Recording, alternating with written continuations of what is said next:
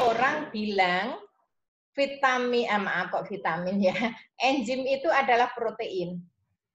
Tapi dengan berkembangnya biologi molekuler, ternyata ada yang bukan protein enzim itu, apa RNase, DNase ya.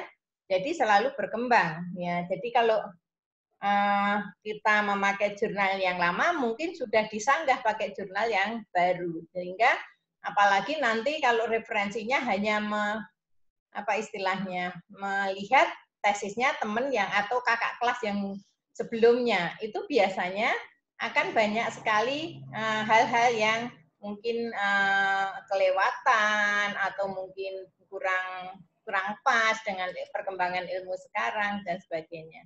Jadi itu kemudian ada diskusi kasus. Ya. Harapannya di sini diskusi kasus, mahasiswa itu pintar menganalisis suatu kondisi ya. Jadi ini kan udah S2, jadi harapannya tidak hanya recall, tetapi juga analisis, syukur-syukur nanti sudah sampai sintesis. Jadi harapannya kalau mahasiswa S1 mungkin hanya superficial, ilmunya ya banyak tetapi tidak mendalam. S2 harapannya tidak terlalu sudah mempunyai suatu ilmu yang mungkin lebih spesifik tetapi lebih mendalam. Kemudian kalau S3 itu spesifik sekali yang memang sudah spesifiknya sudah cukup tajam dan juga kedalamannya juga sudah cukup tajam. Itu ya kira-kira. Oke, dari keterangan itu mungkin ada yang mau klarifikasi? Ini Hamzah Abu Hilail bisa bahasa Indonesia enggak? Paham bahasa Indonesia enggak, Hamzah? Tidak bagus. So you don't understand what I say? Sedikit aja. Sedikit, oke ya. Because you stay here, you must learn about the Indonesian language, oke? Oke, Oke, ini topik-topik kuliah dan dosennya. Jadi untuk siang ini kita masih santai, masih overview dan introduction. Jadi melihat gambaran secara garis besar, kira-kira apa sih yang akan kita pelajari dan bagaimana sistem pembelajaran maupun sistem penilaian. Nah, nanti berikutnya, mungkin Senin ya kalau nggak keliru, itu ada kuliah Bu Dewi, itu tentang struktur dan fungsi organela. Di sini kita tahu bahwa antara struktur dan fungsi itu tidak bisa dilepaskan. Maka nanti juga ada kuliah diferensiasi. Diferensiasi itu adalah suatu perubahan ke arah perubahan struktur yang disesuaikan untuk fungsinya. Ya. Diferensiasi sel nanti ke arah sana nanti ada kalau nggak keliru yang ngasih Dr. Hamim. Oke, kemudian yang berikutnya struktur membran, kemudian transport membran interseluler, sitoskeleton, dan juga transport intraseluler. Ternyata ini struktur membran itu juga sangat mempengaruhi transport yang ada di dalam sel itu sendiri, baik itu yang interseluler maupun yang intraseluler. Dan tentunya ini juga tidak lepas dari struktur sitoskeleton. Kemudian metabolisme energi, ya kita tahu tidak ada satu sel pun yang tidak memerlukan energi untuk kehidupannya. Ya.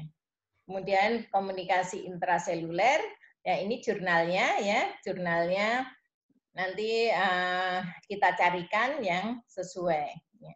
Yang penting dalam jurnal ini itu ada suatu usaha untuk memahami bagaimana sih kalau kita mau misalnya mau menyusun proposal tesis. Literaturnya harus jurnal. Apakah kita harus baca semua jurnal itu dari abstrak, introduction, method, hasil, dan discussion? Tentunya tidak. Ya. Tapi kalau di sini nanti mungkin karena hanya satu yang dibahas itu ya mungkin semuanya. Tetapi nanti kalau Anda mau memakai suatu jurnal, bagaimana memilih jurnal yang cocok untuk topik saya? Nggak usah dibaca semua, ya. Yang dibaca apanya dulu? Kira-kira yang dibaca apanya dulu? Coba siapa yang mau jawab? Abstraknya. Abstraknya, oke, abstraknya. Kalau abstraknya itu cocok, baru kemudian yang dilihat apanya? Latar belakang. Metodologi. Hasil penelitian. Hasil penelitian, yang lainnya? Kesimpulan, Prof. Kesimpulan, oke. Metode dan hasil. Mana Mas Lukman? Metode dan hasil. Metode dan hasil, ada lagi? Ya, jadi kalau kamu mau melihat cocok tidaknya dengan topik yang akan kita gunakan, oke, abstrak itu baca dulu. Oke, ini cocok kan di abstrak sudah ada metode, ada tujuannya sedikit ya, ada background-nya 1 kalimat sampai 3 kalimat biasanya, kemudian metodenya ada, hasilnya ada. Nah, justru setelah abstrak apa? Discussion. Karena di discussion itu dia akan menyampaikan apa yang sudah diteliti sebelumnya dan apa yang diteliti penyaji atau yang autor di situ hasilnya, dan juga dia akan membahas dibandingkan dengan penelitian sebelumnya atau teori dengan sebelumnya. Nah, disitulah baru nanti kita lihat cocok apa atau tidak. Jadi nggak usah perlu dibaca semuanya. Tetapi kalau ini di dalam jurnal nanti semua mahasiswa harus memahami, ya, memahami semua proses yang ada di sana. Karena jurnal itu nanti bisa berupa overview, bisa berupa hasil riset, ya. Jadi nanti harus semua bisa memahami. Nah, kemudian juga ada ekspresi gen. Ini ekspresi gen dan regulasinya nanti insya Allah saya yang memberikan. Ya, kita tahu bahwa kita itu mempunyai banyak sekali gen, ya, itu kode genetik. Tapi apakah semuanya diekspresikan? Kira-kira gimana? Apakah semua diekspresikan? Enggak semuanya. Hanya sebagian kecil. Kenapa hanya sebagian kecil? Ini tergantung dari lingkungan. Jadi misalnya seperti ini. Kalau orang bilang itu penyakit seperti DM itu ada faktor keturunan. Ya, di sini gen-gen yang terlibat dalam metabolisme glukosa itu banyak sekali. Ya.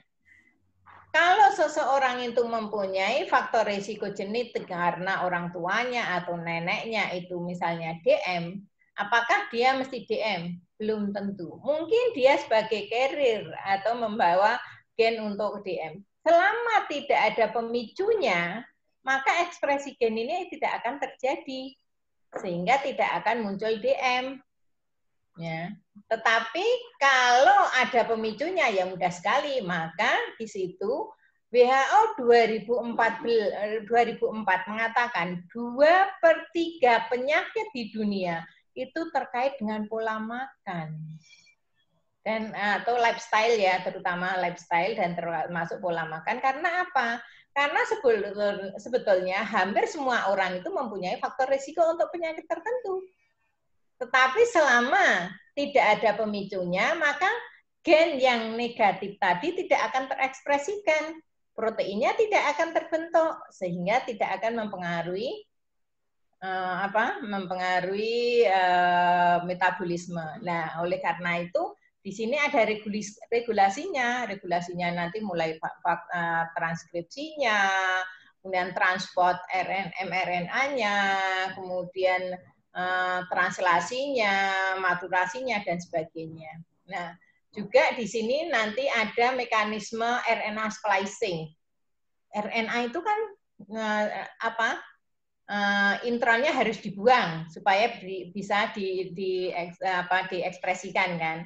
Tetapi ternyata tidak semudah itu, sehingga munculnya banyak sekali nanti, ya, kalau kita lihat banyak sekali macam-macam RNA ada di slide mungkin di bawah, ya, sehingga di sini kayaknya cuma RNA splicing, tetapi itu ternyata sekarang itu mendasari berbagai penyakit termasuk small RNA, mikro RNA, mikro kalau small apa? Semuanya kan sama-sama kecil. Ternyata beda ya. Oke, kemudian ada cell cycle, kemudian bagaimana DNA itu mengalami replikasi, nanti akan disampaikan Bu Ani ya. Nah, oleh karena itu nanti di sini ada panel. Semua dosen yang sudah memberikan kuliah akan datang bersamaan, kita diskusi mana yang belum paham. Mana adakah gap yang memutuskan antara teori satu dengan teori yang lain. Ya, kemudian ada juga topik DNA damage, repair, dan apoptosis. Kemudian stem cell dan diferensiasi sel.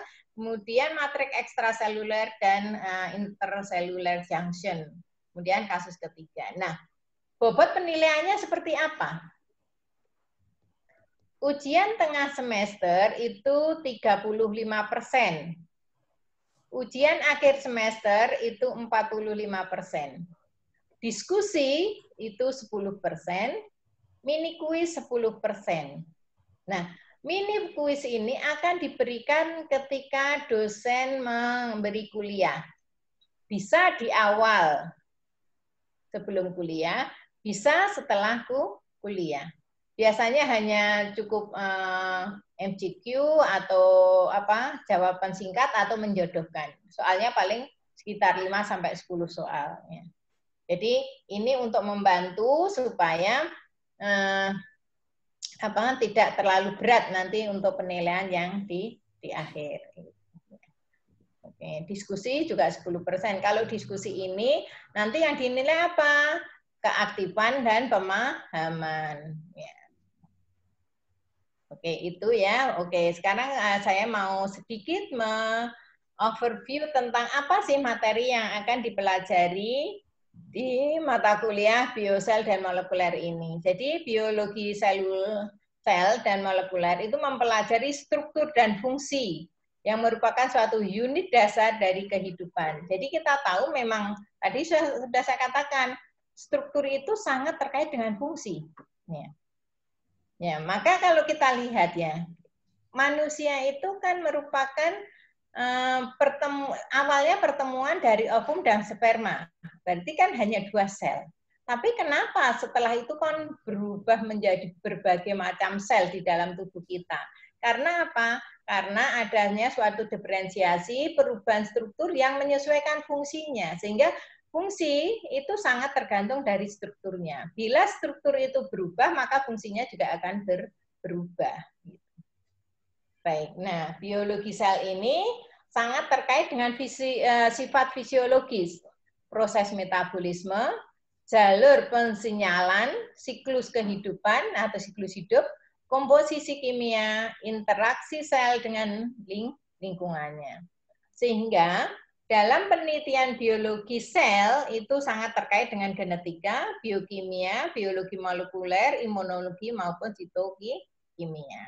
Nah, jadi mungkin tentunya sudah semuanya paham bahwa struktur sel antara bakteri, kemudian tumbuhan dan hewan itu sangat berbeda. Ya, yang bakteri ini sangat sederhana sekali. Antara hewan dan tumbuhan sama-sama eukariotik, tetapi mempunyai perbedaan yang cukup signifikan. Ya, baik. Saya karena mungkin di kuliah-kuliah yang akan datang tidak detail tentang perbedaan antara sel prokariotik dan eukariotik ini, sehingga saya di sini akan sedikit saya ulas. Mungkin di S1 tentunya sudah pernah dipelajari ya. Jadi prokariotik dan eukariotik itu berbeda dalam ukuran dan karakteristik struktur internalnya atau organelanya.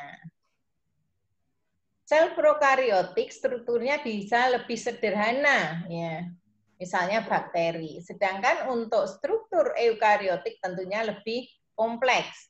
Di sini misalnya protista, fungi, tumbuhan dan hewan. Nah, ini nanti terkait dengan organela ini, struktur dan fungsi organela ini nanti secara detail akan disampaikan Bu Dewi. Tetapi tentunya Bu Dewi lebih menekankan pada struktur dan fungsi organela dari hewan atau manusia.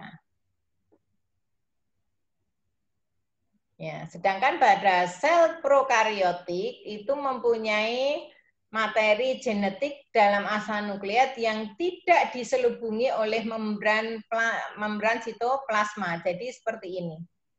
Ini kan tidak dilindungi dari, tidak ada pembatasnya dengan sitoplasmanya, ya, sehingga dan jumlahnya relatif sedikit. Memang selnya juga kecil ya kalau bakteri itu. Kromosomnya tunggal yang bundar.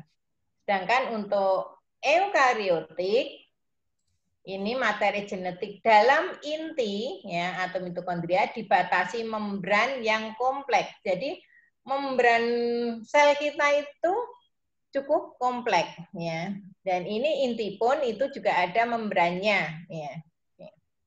Hampir semua bagian itu, tubuh kita itu mengandung informasi genetik. Jadi semua sel itu mengandung informasi genetik kecuali apa?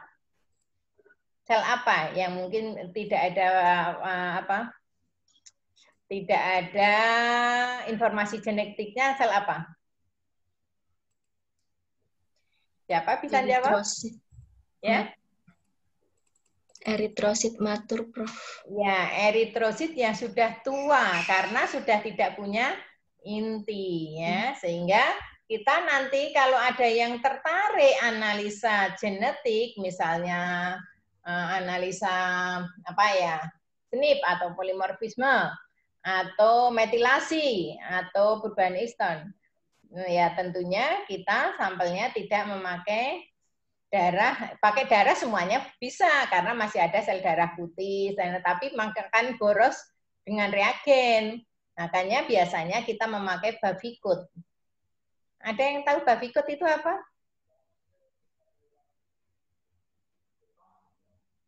Bavikut itu apa?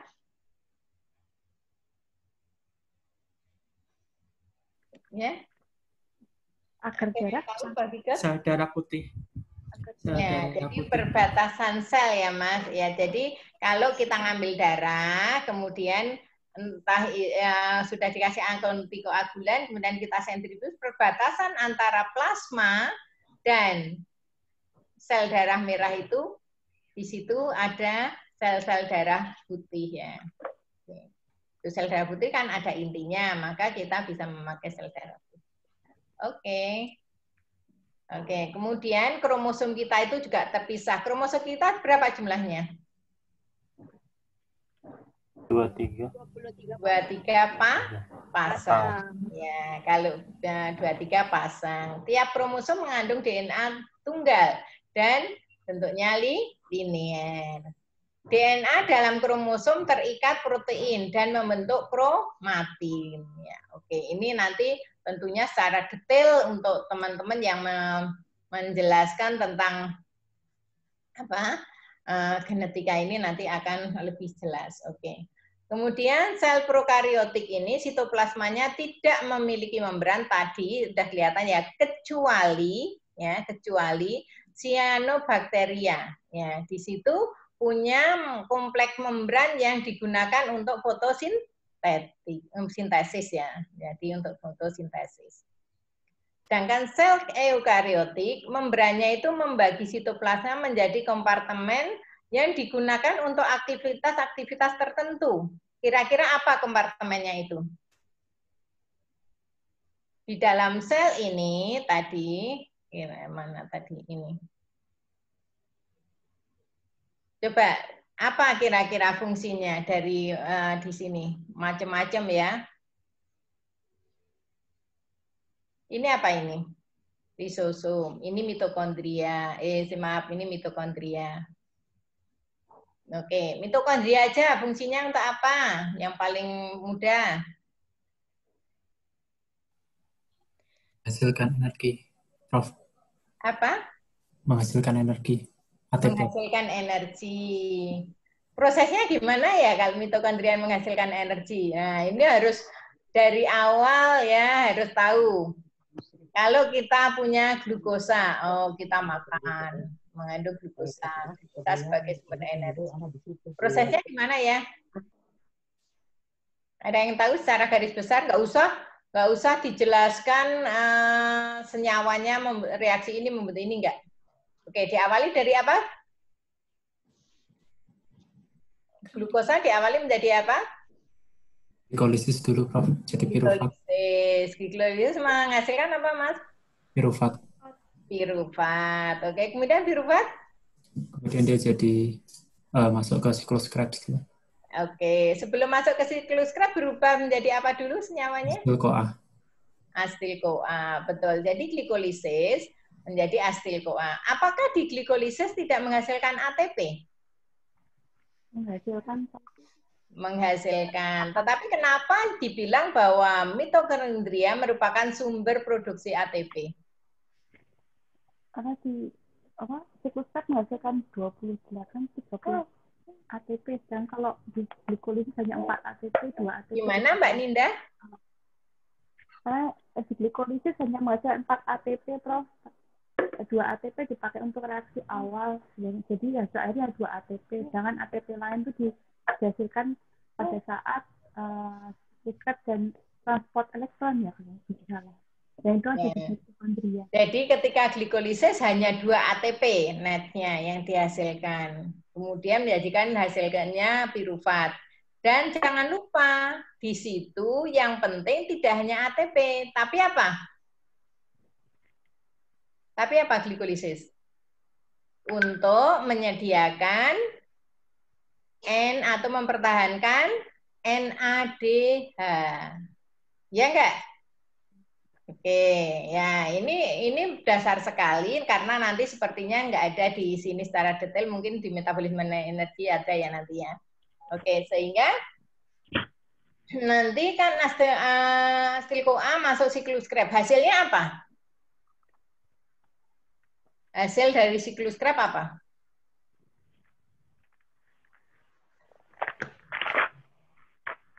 Apa hasil siklus Krebs?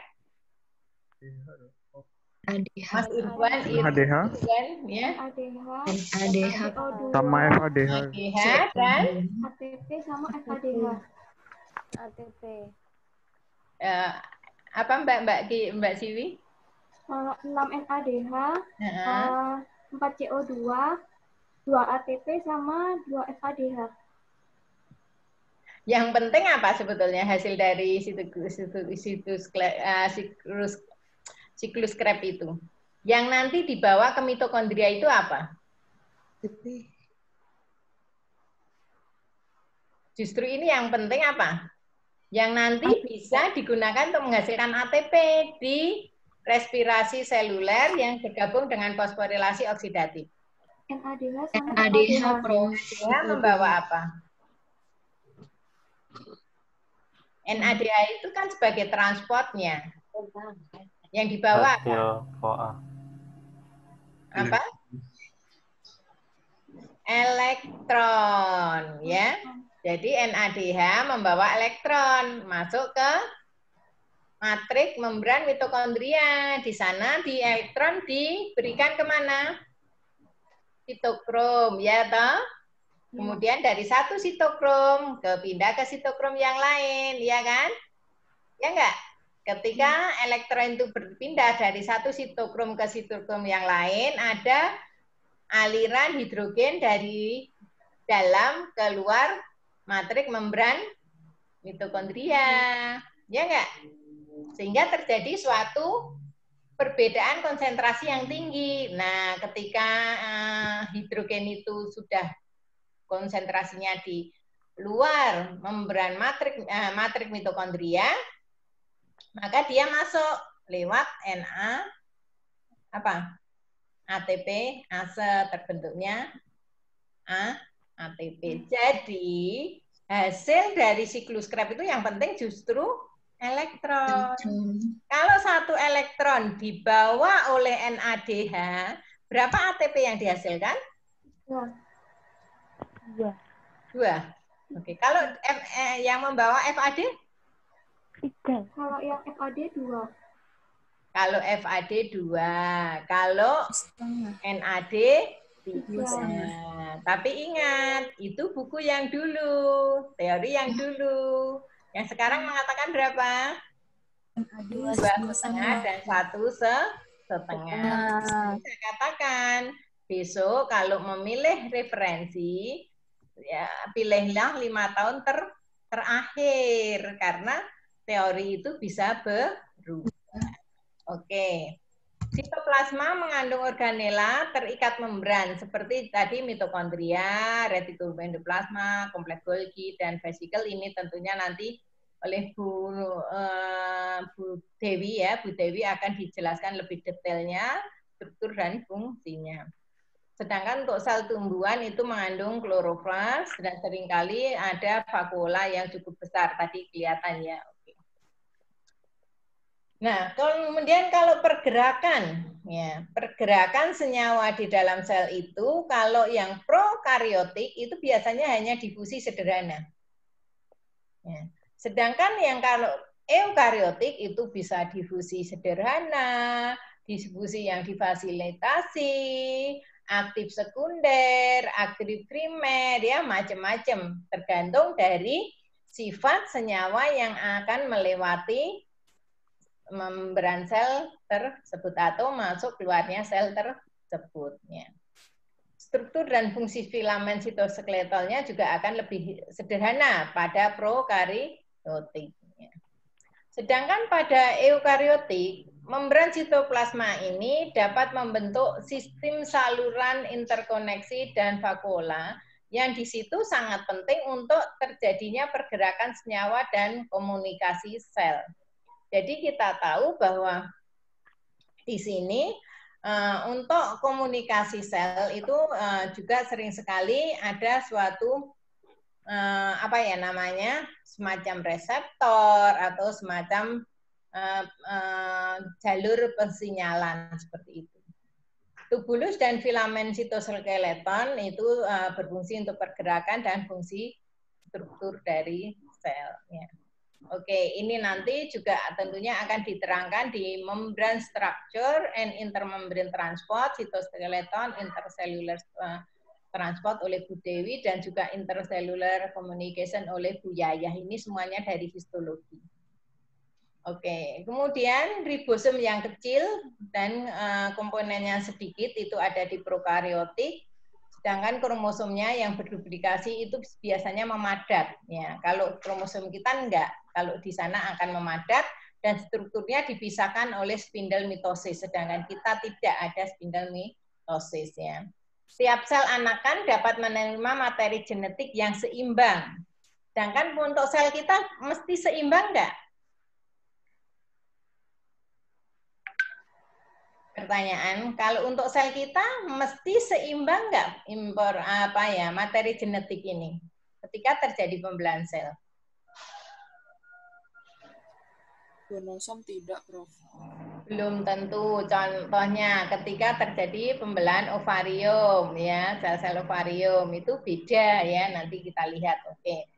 Kemudian eukaryotik ini sitoplasmanya sangat padat, ya, sehingga di situ yang namanya ruang atau rongga sitoplasma itu sangat sedikit sekali, tidak ada pemadatan kromosom dan juga tidak ada spindle mitosis, DNA diduplikasi dan kedua kopi DNA dipisahkan secara akurat oleh pertumbuhan membran sel. Jadi bukan oleh spindle mitosis.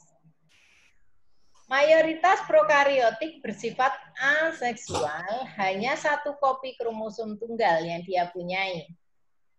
Tidak melakukan meiosis ya, pembentukan gamet atau pembuahan alami.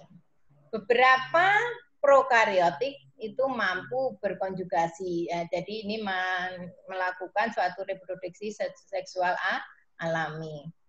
Potongan DNA pindah dari satu sel ke sel yang lain. Akan tetapi, sel penerima hampir tidak pernah memperoleh seluruh kromosom dari sel pendonor.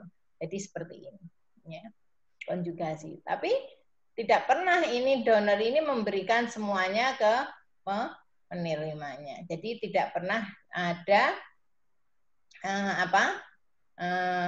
kromosom yang diperoleh semuanya dari sel pendonor. Sehingga di sini sel penerima mengandung baik DNA-nya sendiri maupun DNA pasangannya dan segera membentuk kromosom tunggal.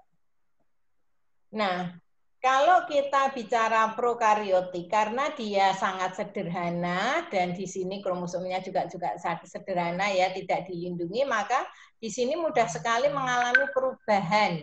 Jadi dikatakan prokariotik lebih mudah beradaptasi dibandingkan eukariotik saat mengambil dan menggabungkan DNA dari lingkungannya. Sehingga tidak heran kalau kita sering mendengarkan ini penyakit infeksi bakterinya resisten.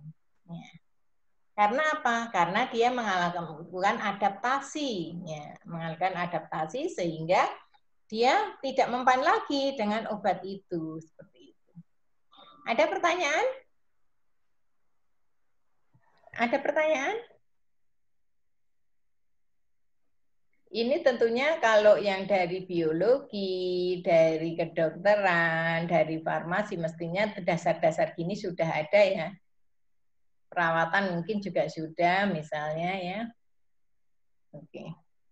Nah, oke. Sekarang pergerakan. Perpindahan sel prokariotik kemungkinan dengan flagellum, sedangkan sel eukariotik memiliki berbagai mekanisme lokomotor kompleks.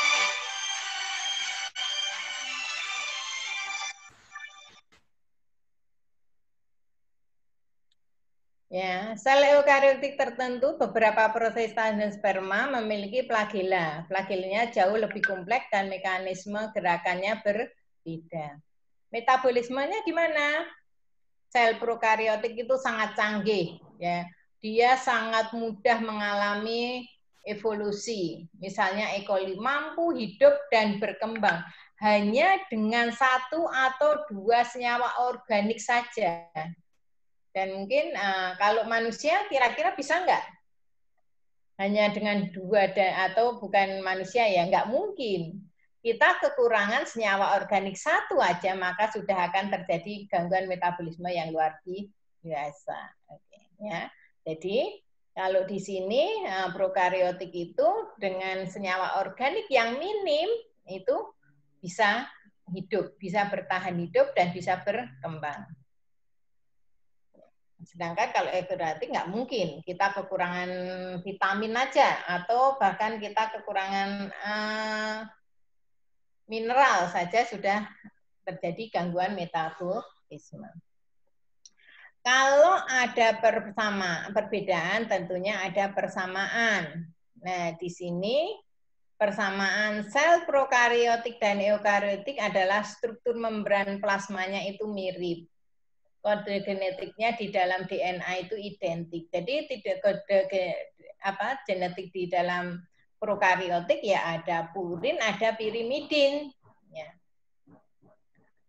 Ada purin, ada pirimidin ya. Jadi mekanisme transkripsi, terjemahan informasi genetik, termasuk ribosom itu serupa. Sehingga kalau kita mau mempelajari ya terkait dengan misalnya ekspresi gen dan regulasinya, misalnya kita penelitian yaitu kita bisa menggunakan sel-sel prokariotik ya. Di sini juga misalnya untuk mekanisme splicing-nya itu kita bisa mempelajari dari sel-sel prokariotik.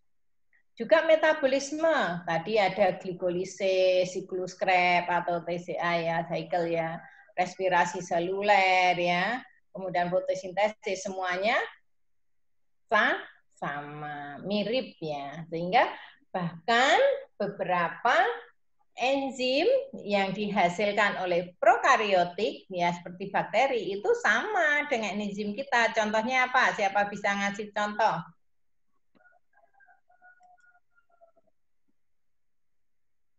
Sehingga kan misalnya ada kebutuhan enzim, tidak mungkin kita mengisolasi enzim dari prokariotik ya, biaya mahal, kita gunakan aja, dari eukariotik, kita gunakan aja prokariotik. Siapa bisa memberi contoh? DNA polimerase, Prof. Betul, DNA polimerase. Ada lagi?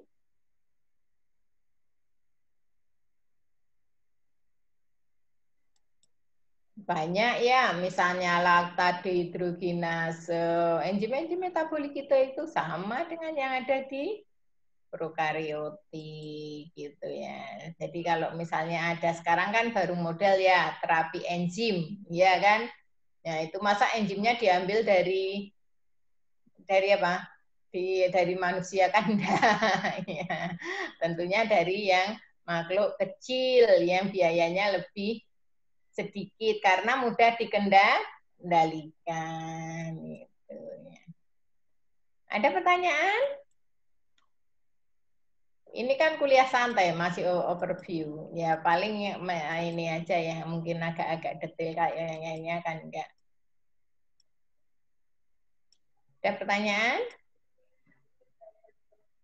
Oke, nah ini tadi. Kenapa kok tadi ada, kalau kita bicara ekspresi gen dan regulasi, mestinya kan RNA splicing kan udah ada di sana gitu. Tapi kenapa kok splicing itu disendirikan? Nah ini termasuk perkembangan ilmu yang akhir ini banyak ditemukan. Jadi ternyata ketika proses splicing itu tidak sesederhana yang kita bayangkan. Dan ini bisa menyebabkan terbentuknya berbagai macam RNA yang abnormal. Dan RNA yang abnormal inilah yang biasanya mendasari atau terkait dengan penyakit. Misalnya ini ada mikro RNA, small interfering RNA, sirna. Terus ini ada lagi VW interacting ya RNA atau PIRNA. Ada kalau ini yang normal, transparent RNA ini normal. Kalau ini ada mikro, ada small nukleolar RNA, ada small nuclear ribonukleosid acid ya, snRNA. Ada long non-coding RNA. Banyak sekali. Kalau ini messenger RNA ini yang normal ya. Ribosomal RNA normal. Kan yang normal itu biasanya hanya tRNA, mRNA, dan rRNA. Ya. Ternyata timbulnya berbagai RNA yang tidak normal ini itu sekarang banyak ditemukan terkait dengan penyakit. Misalnya yang mungkin yang di Dokmol itu Prof. Rika itu banyak menganalisis mikro RNA terkait dengan kanker ya, terkait dengan kanker, kejadian kanker atau sebagai faktor risiko untuk kanker. Ya. Oleh karena itu sekali lagi kita harus mengikuti perkembangan ilmu, apalagi perkembangan ilmu molekuler itu sangat cepat sekali. Biologi molekuler, biokimia itu sangat cepat sekali perkembangannya. Kalau kita masih menggunakan teori yang lama, ketinggalan zaman. Ada pertanyaan? Nah, oke. Kita ke sini, sel memerlukan energi tadi sudah ya. Tumbuhan dia akan menggunakan sinar matahari atau energi matahari ya, nanti akan ditangkap oleh kloroplas, akan digunakan untuk fotosintesis ya, untuk menghasilkan energi dalam bentuk energi kimia yang disimpan sebagai sukrosa dan amilum atau pati ya. Kalau bilang sukrosa itu biasanya kita apa? Sumbernya dari apa sukrosa itu? Kalau kita konsumsi sukrosa itu sebetulnya ketika kita minum atau makan apa? Apa bedanya sukrosa dan pati atau amilum?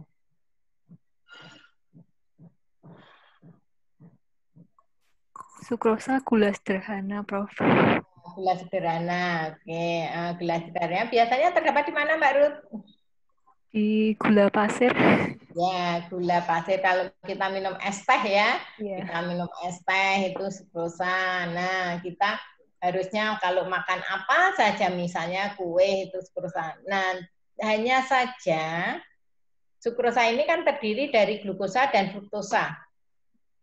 Ya kan?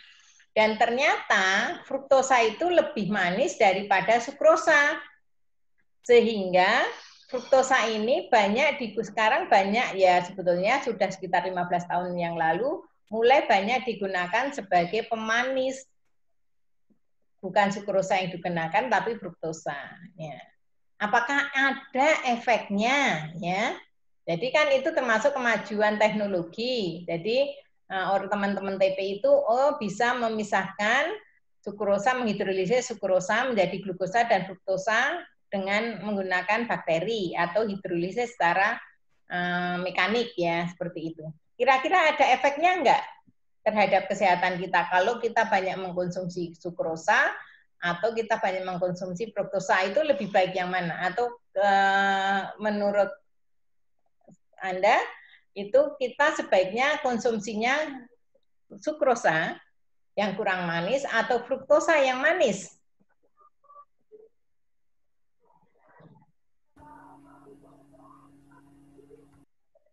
Mana? Ada yang bisa jawab? Ya, ternyata kalau kita mengkonsumsi itu bentuknya sukrosa, ya kan masih 50-50 antara glukosa dan fruktosa. Itu tubuh masih mampu mengkonversi fruktosa menjadi glukosa. Dan fruktosa itu juga sebagai sumber energi untuk sel sperma. Nggak masalah, ya. Tetapi ketika kita banyak mengkonsumsi fruktosa, bukan sukrosa, ya, maka fruktosa itu tidak mampu lagi diubah menjadi glukosa. Padahal kita, sumber energi kita di dalam tubuh terutama adalah glukosa. Nah, inilah yang akhirnya mengubah proses metabolisme di dalam tubuh kita, sehingga akhirnya diketahui bahwa konsumsi banyak fruktosa dapat menginduksi resistensi insulin. Nah, sekarang kalau pertanyaannya, loh, fruktosa itu banyak digunakan di mana ya sekarang kalau kita untuk menghindari fruktosa? Siapa yang tahu? Minuman berkarbonasi, Prof. Ya, soft drink. Selain itu?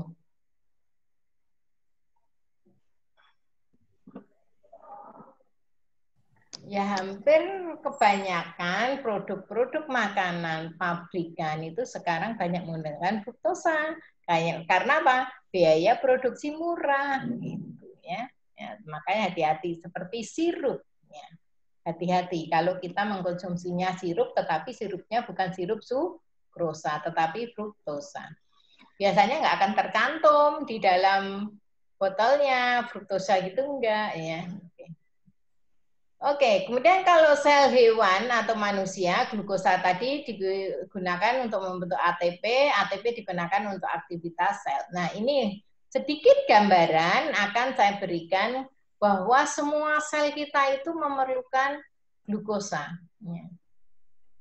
Dan di sini itu ada suatu integrated, ya, metabolisme integrated, suatu regulasi yang sangat bagus di dalam tubuh kita. Ya.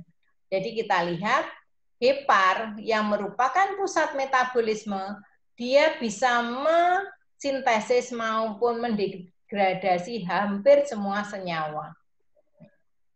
Nah, ini kalau dalam kondisi sehat, hepar ini sebagai sumber glukosa untuk otak, jantung, adipus, otot skeletal, ya, itu semuanya dari hepar. Ya.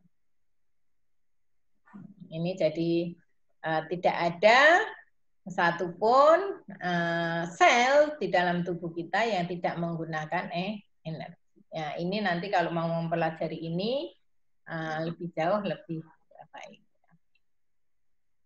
Nah, kalau dilihat seperti ini ya, kan berarti ada suatu regulasi karena contohnya di sini, dilihat di sini ya, pirufat. Pirufat menjadi glukosa. Tadi kan glukosa menjadi pirufat, bisa pirufat menjadi glukosa. Kemudian pirufat menjadi hidrolisis, kemudian menjadi gliserol 3-fosfat, atau menjadi asetat, atau menjadi asetil-CoA.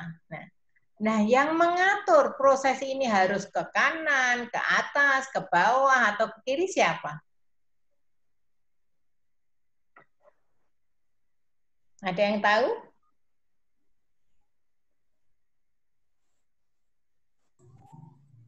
Enzim ya, Prof?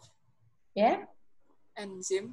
Enzim, betul. Jadi di dalam tubuh kita itu ada suatu mekanisme, itu misalnya ya feedback inhibition. Yang dihambat siapa? Aktivitas enzim. Yang dimodulasi siapa? Aktivitas enzim, ya. Sehingga enzim ini sangat penting sekali untuk membuat proses itu sangat berjalan dengan baik. Nah, kenapa kok enzim? Karena enzim ini dapat meningkatkan kecepatan reaksi di dalam tubuh kita. Kalau enzimnya itu dipicu, ya, maka reaksinya akan cepat, maka responnya akan cepat. Ya. Jadi perubahan kimiawi dalam sel itu memerlukan enzim untuk mempercepat reaksinya. Sehingga total reaksi kimia dalam sel menggambarkan mekanismenya. Jadi gini, kalau ini suatu senyawa awal ya mau berubah menjadi senyawa produk. Oke. Tanpa enzim, dia memerlukan energi aktivasi seperti yang dilingkupi garis hijau ini. Berarti panjang. Seperti gini. Kalau misalnya kita mau dorong meja. Oke. Nah, mendorong meja lantainya tidak licin, ya kan? Nah, itu kira-kira tenaga yang diperlukan banyak atau lebih sedikit kalau dibandingkan kita mau mendorong meja, lantainya itu tidak licin, tapi kemudian kita kasih misalnya apa, minyak atau oli gitu. Ya, sehingga di situ energi aktivasi ketika tidak ada enzim itu besar, ketika ada enzim energi aktivasi ini hanya sedikit. Jadi kita mendorong meja kalau misalnya ada yang bisa mempercepat ya seperti tadi misalnya oli atau minyak, maka tenaga yang kita butuhkan tidak banyak. Nah, inilah kalau kenapa dikatakan bahwa enzim itu mempercepat reaksi di dalam tubuh kita dengan cara menurunkan energi aktivasi. Jadi menurunkan energi aktivasi ya ini ya. Jadi kalau tanpa enzim segini energi aktivasinya, kalau dengan enzim hanya kecil. Ada pertanyaan? Izin bertanya, Prof. Ya, silakan, Mbak. Kan tadi Prof bilang itu sebaiknya di dalam sirup kita bisa tahu yang mana mengandung gula fruktosa, yang mana mengandung sukrosa. Itu cara bedainnya gimana ya, Prof? Oh, nggak bisa tahu, Mbak, kalau nggak ada tulisannya. nggak bisa tahu, kita nggak bisa tahu. Kita nggak. Dan tentunya perusahaan nggak akan menulis itu pemanisnya fruktosa atau sakarin, biasanya kan yang nggak gitu. Tapi kalau itu sirupnya gula sukrosa, biasanya dia malah menuliskannya di situ. Gula murni sukrosa gitu. Oh, iya. Tapi biasanya memang lebih mahal. Ya, Prof. Terima kasih, Prof. Ya. Oke ya. Kemudian ini contoh aja enzimnya. Begitu pentingnya enzim di dalam tubuh kita ya. Jadi kalau dikatakan oh ini mengalami kurang gizi atau kekurangan vitamin atau mineral atau gizi ya. Sebetulnya dikatakan enggak kok, sebetulnya saya konsumsinya udah cukup. Ya. Mungkin apa yang dimakan itu sudah cukup, baik jumlahnya maupun jenisnya udah tercukupi. Tetapi ketika di dalam tubuh kita itu tidak dapat berjalan dengan baik, maka akan terjadi suatu gangguan. Ya, misalnya aja. Sering kita bicara mengenai orang intoleransi susu. Kira-kira ada yang bisa menerangkan kenapa kalau orang intoleransi susu biasanya minum susu diare?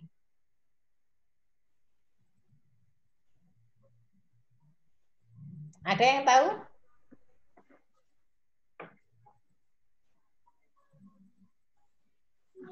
Kenapa orang yang dikatakan intoleransi susu kalau minum susu diare?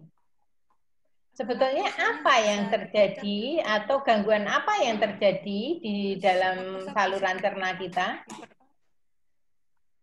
Intoleransi laktosa, Prof. Ya, sama intoleransi laktosa. Karena gangguan apa, Mbak? Enzimnya tidak bisa mencerna laktosa. Gimana? Enzimnya tidak bisa mencerna laktosa. Enzim apa?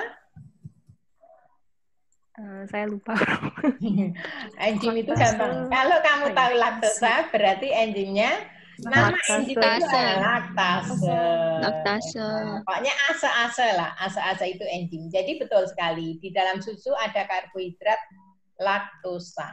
Laktosa kan disakarida, ya kan? Disakarida tidak mungkin bisa diabsorpsi oleh intestinal kita, ya kan? Maka harus dicerna menjadi galaktosa dan glukosa. Ya kan? Laktosa menjadi galaktosa dan glukosa enggak? Ya enggak? Ya.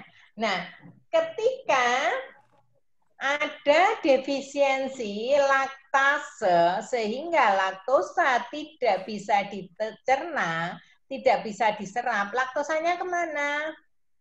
Masuk ke kolon. Nah, sifat dari karbohidrat itu adalah osmotik aktif. Dia mudah menyerap air. Kalau di dalam kolon, harusnya air itu direabsorpsi, diambil. Tetapi kalau banyak laktosa di dalam kolon, malah justru air masuk ke kolon. Terjadilah diare. Tapi diarenya ini biasanya apa? Tidak bau, cair gitu ya. Karena apa? Karena bukan infeksi. Jadi diare itu kan penyebabnya banyak sekali. Bisa infeksi, bisa kelebihan serat, bisa tadi gangguan gangguan enzim pencernakan. Tidak hanya laktosa, tetapi kenapa kok laktosa yang sering? Nah, ini nanti juga mestinya dipelajari. Ada ekspresi gen regulasi ya. Itu kan enzim tadi sebagian kan protein. Protein itu disintesis dari mana enzim itu? Disintesis dari DNA. DNA ditranskripsi menjadi RNA, kemudian ditranslasi menjadi protein. Protein nanti akan mengalami proses lebih lanjut spesifikasi ya, kemudian kompartmentasi yang disesuaikan dengan fungsinya, termasuk enzim tadi, kan gitu. Nah, kenapa kok laktosa, bukan misalnya sukrase? Pernah mendengar diare karena banyak minum es teh atau banyak minum sirup gitu, enggak kan? Atau bukan misalnya kan ada maltase juga misalnya. Kenapa bukan itu? Ada yang tahu jawabannya? Enzimnya ini ada nih contohnya. Kebetulan nih yang contoh gambar yang tak anu ini ada. Ini kan ada enzim maltosa kan berarti enzimnya maltase. Laktosa laktase ya. Di sini enzimnya nih. Maltase, glukoamilase, laktase, sukrase. Kenapa kok laktase? Bukan sukrase.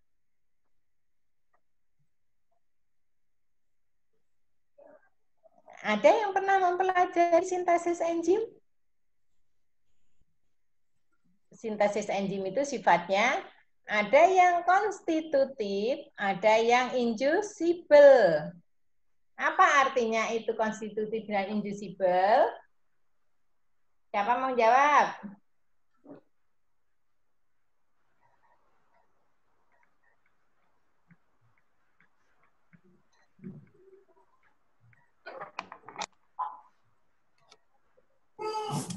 Konstitutif itu dibuat terus, kalau inducible itu ada perangsangnya kayak gitu mungkin, Bro.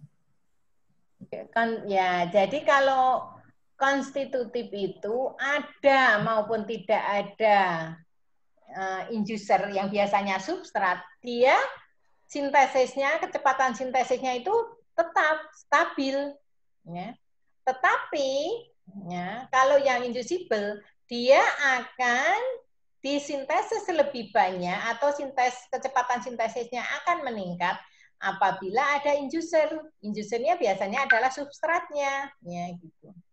Sehingga ternyata umumnya enzim-enzim pencernakan ini adalah enzim-enzim inducible, tetapi ternyata untuk laktase ini tidak atau relatif kurang inducible. Nah, tidak inducible-nya ini kan sering sekali pada anak tertentu, misalnya bayi baru lahir, intoleransi susu, tapi lama-lama setelah apa istilahnya, dikasih ASI sedikit, lama-lama menjadi tidak diare. Ya. Itu ada dua kemungkinan. Ya, jadi sebetulnya di dalam sel kita, di dalam tubuh kita itu ada suatu proses adaptasi.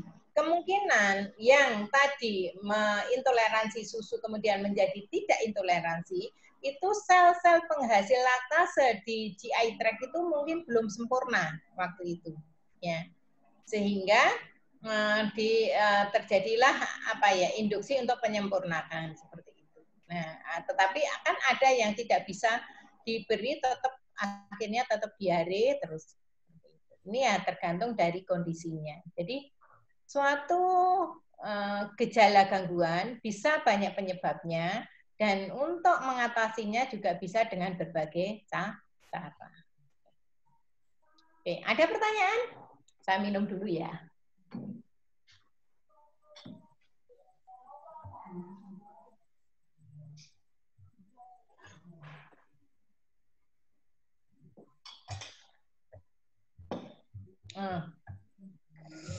Ini sel terlibat dalam aktivitas mekanik. Sel merupakan tempat untuk transport senyawa, menyusun dan membongkar struktur.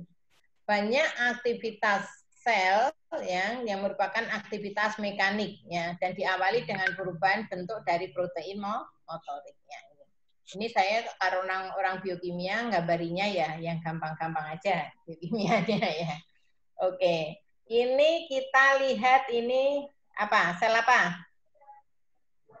Intestinal. Ini satu sel intestinal ya. Ini ada pili-pilinya ya. Ini katakan sel menjadi transport senyawa atau tempat transport senyawa. Misalnya absorpsi glukosa.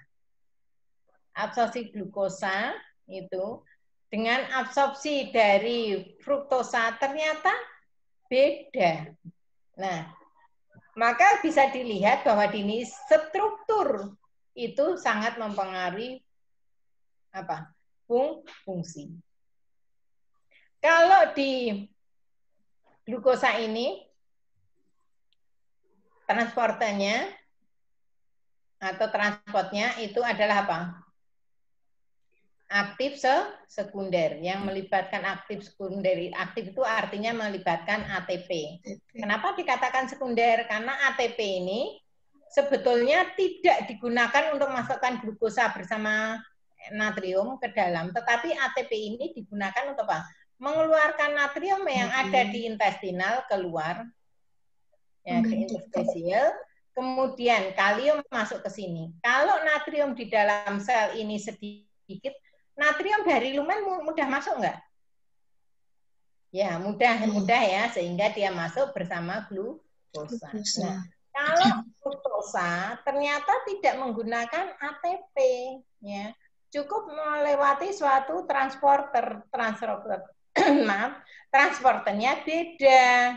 Ya, ini tentunya nanti yang struktur dari orang histo yang lebih tahu ya, nanti biar detailnya di sana itulah. Jadi di sini, nah, tadi juga sel akan menyusun dan membongkar senyawa.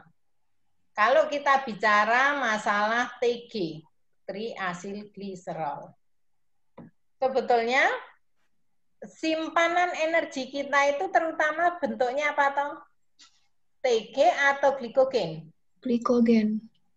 Glikogen. Ada yang punya pendapat lain?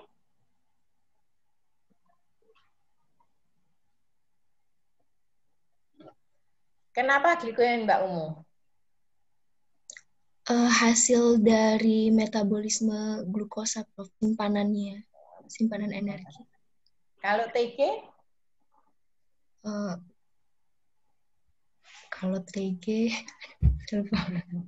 Kalau TG nanti dibawa ke sirkulasi, Prof. Kalau orang gemuk itu banyak ke sirkulasi, Prof.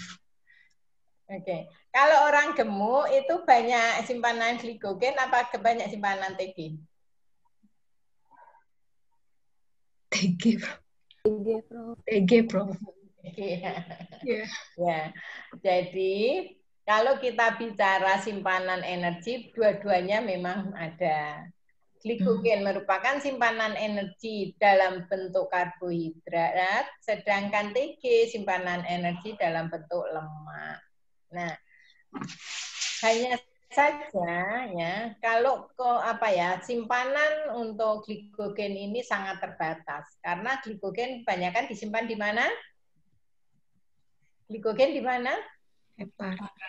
Di hepar. Sedangkan kalau TG bisa di adipo, di subkutan dan sebagainya. Oke ya.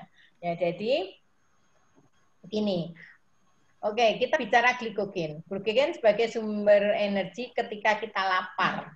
Nah, karena ketika lapar kita akan membongkar simpanan energi kita.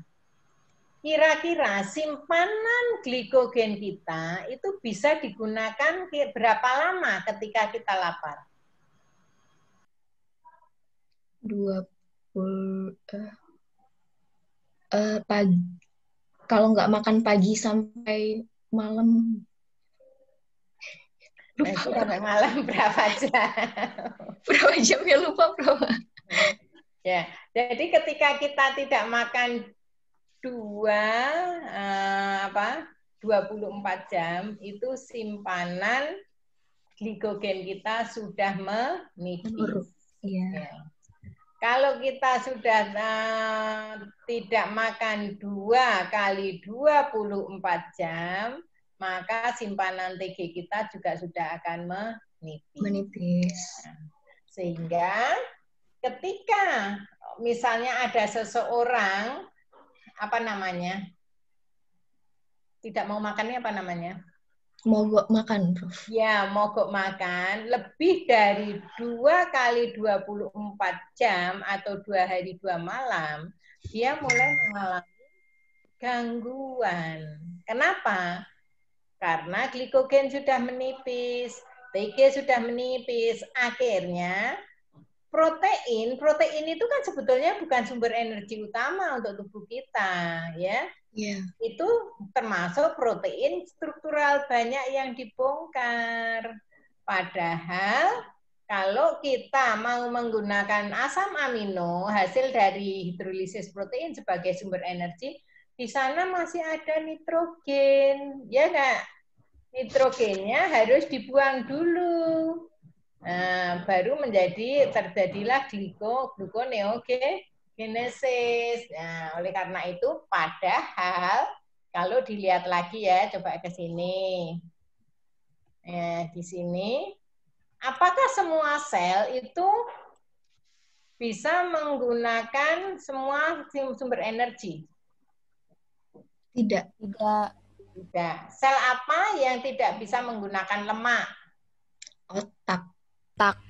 Otak dan sel darah merah. Eritrosit. Ya. Ketika namanya glikogen dan sebagainya itu sudah sangat menipis atau glukosa itu sangat menipis, hepar hanya fokus mengubah senyawa yang bisa menjadi glukosa ya untuk diberikan ke otak dan eritrosit. Tetapi kemampuannya kan masih tetap terbatas. Sehingga ketika misalnya penggunaan lemak ini banyak sekali, hasilnya apa?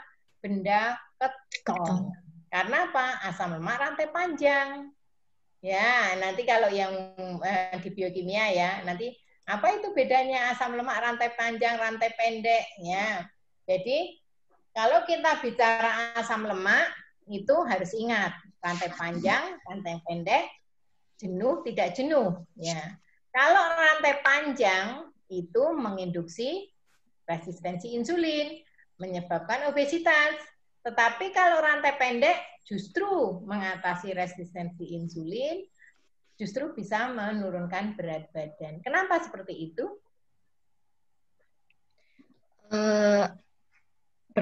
Rasa kenyangnya lebih lama, Prof. Yang rantai. Nah, kalau kenyang ya enggak, bukan dari segi kenyang, Mbak. Karena dari setelah dia di metabolisme, bukan di GI tract, tapi setelah dia diabsorpsi. Gimana? Membentuk bolus dulu nggak, Prof? Oh, kalau itu serat. Ya. Karena gini, kalau yang rantai pendek itu absorpsinya tidak memerlukan membentuk sel. Kalau rantai panjang kan nggak bisa.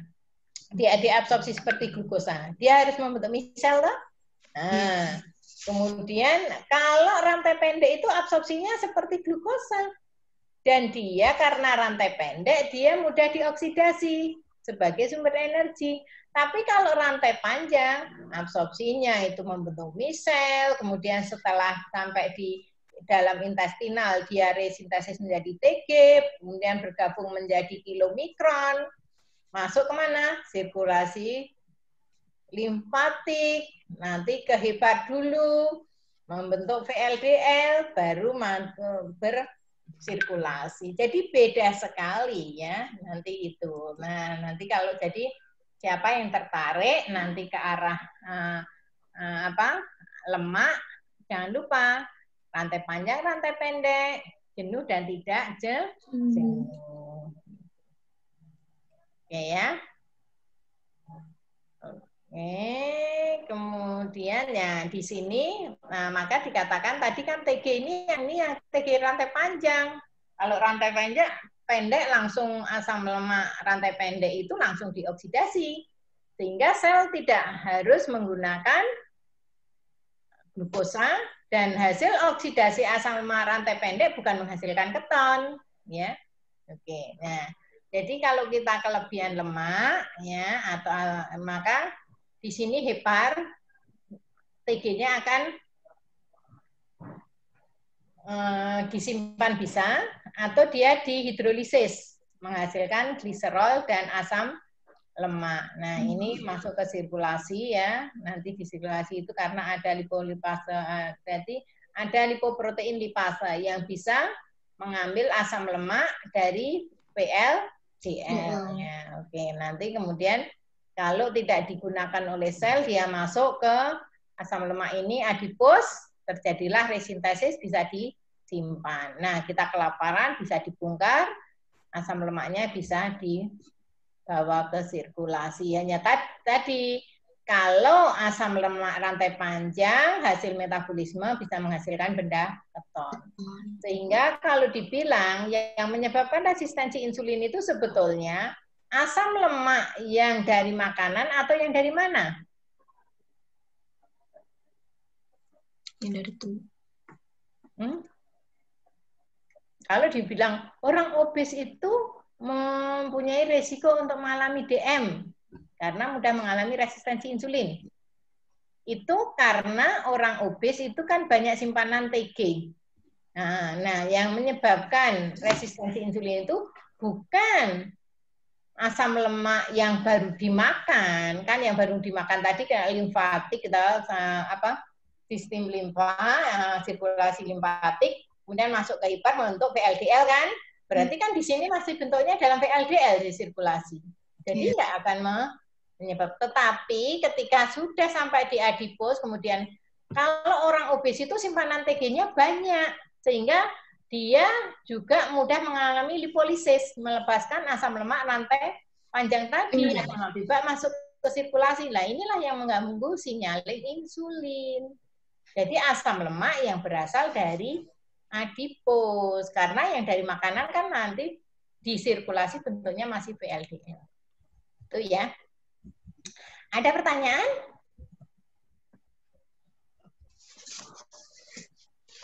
Sudah capek kah? Sudah capek kah? Belum, Prof. Oh, belum. Ini yang selain Belum, Mas Prof. Hamzah siapa ya? Yang dari luar ada lagi? Cuma satu. Bagaimana, Prof? Yang nggak bisa bahasa Indonesia hanya satu. Satu orang. Ada lagi? Sepertinya cuma satu, Prof. Satu orang, Prof. Ya. Mas Hamzah. Oke. Ya. Kalau nggak dong, nanti bisa tanya saya langsung. Oke. If you don't understand what I explain, you can directly ask me. Yes. Okay. Inshallah. Thank you, Dokter. Ya. Oke, nah ini ke sini ya, oke.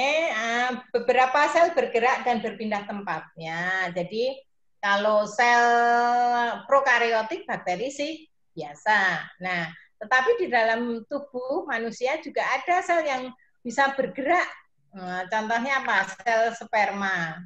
Itu sepertinya dia juga mempunyai flagela, sehingga kadang-kadang kalau bicara masalah infertilitas itu kan macam-macam. Ya, kalau laki-laki infertil itu mungkin jumlah spermanya sedikit atau ekor spermanya itu yang nggak benar, atau bercabang atau pendek atau kepalanya. Jadi macam-macam. Jadi karena mungkin struktur atau bentuknya yang tidak normal tadi sehingga gerakannya tidak normal, itu yang bisa kadang-kadang sering menyebabkan infertilitas.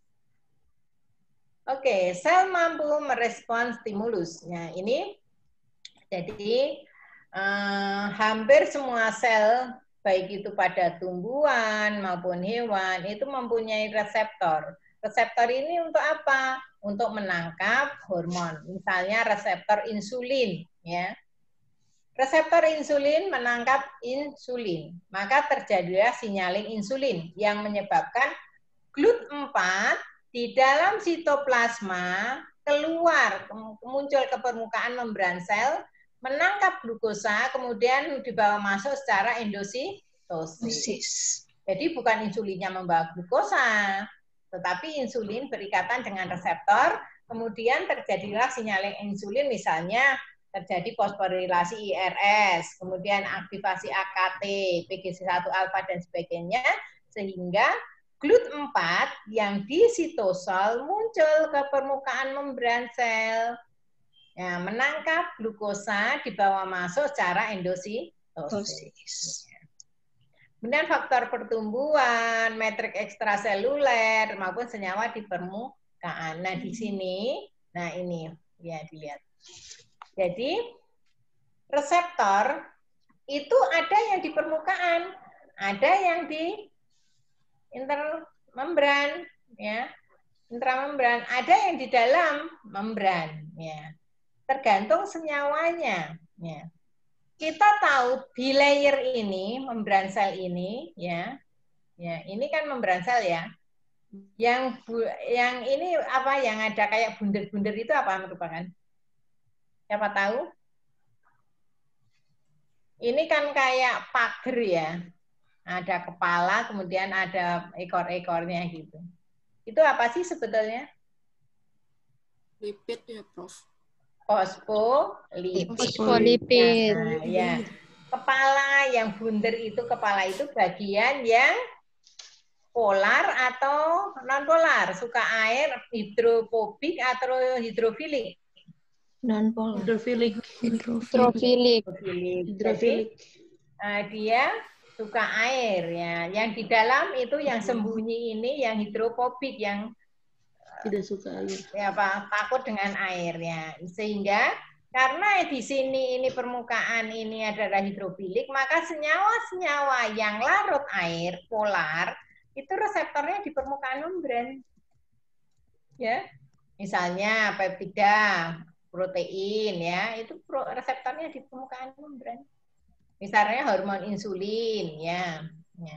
Kemudian kalau derivat dari asam amino ini reseptornya bisa di intramembran atau transmembran. Kalau senyawa-senyawa non-polar, steroid, maka kita tahu di dalam membran sel ini kan banyak lipid-lipid, sehingga kalau si lipid itu mau masuk ya mudah sekali di sana, sehingga reseptornya kebanyakan di dalam membran. Ada pertanyaan?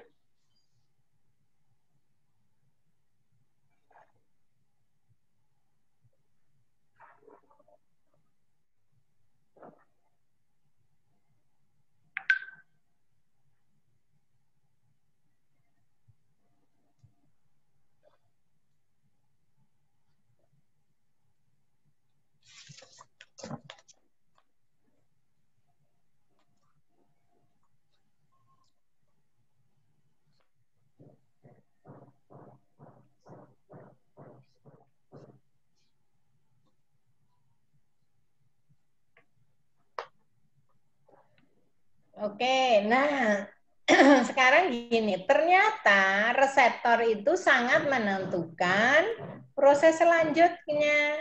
Mungkin liganya atau senyawa yang terikat atau senyawa yang sebagai sinyal itu sama. Tetapi kalau reseptornya berbeda, maka proses selanjutnya atau efek atau kemunculan fenotipnya akan berbeda. Jadi kita lihat di sini, reseptor beda akan menyebabkan respons sel berbeda. Jadi ini epinefrin ini bisa dibilang sebagai neurotransmitter, bisa dibilang sebagai hormon, ya kan? Ya. Kalau dia berikatan dengan reseptor alfa, ya, di mana? Di pembuluh darah intestinal, dia akan menyebabkan apa? Vasokonstriksi. Ini reseptornya alfa. Tetapi kalau dia berikatan dengan reseptor beta, di mana? Di pembuluh darah, sel otot skeletal, menyebabkan vasodilatasi. Berarti kan berlawanan. Jadi, satu senyawa ya sering sekali menyebabkan proses biokimiawi yang banyak. Proses biokimia yang berbeda menyebabkan proses fisiologis beda. Akhirnya menyebabkan fenotip mungkin beda. Ada pertanyaan? Nah, kalau ini tadi sel reseptor beta itu di otot skeletal menyebabkan pembuluh darah sel otot skeletal mengalami vasodilatasi, tetapi kalau di hepar sel beta ini menyebabkan apa? Akumulasi glikogen, gitu. Akumulasi glikogen ya. Ini di hepar itu bukan menyebabkan akumulasi glikogen, tetapi justru memecah akumulasi glikogen. Jadi simpanan glikogen akan dipecah, ya, akan dipecah, atau menyebabkan glycogenolipisis.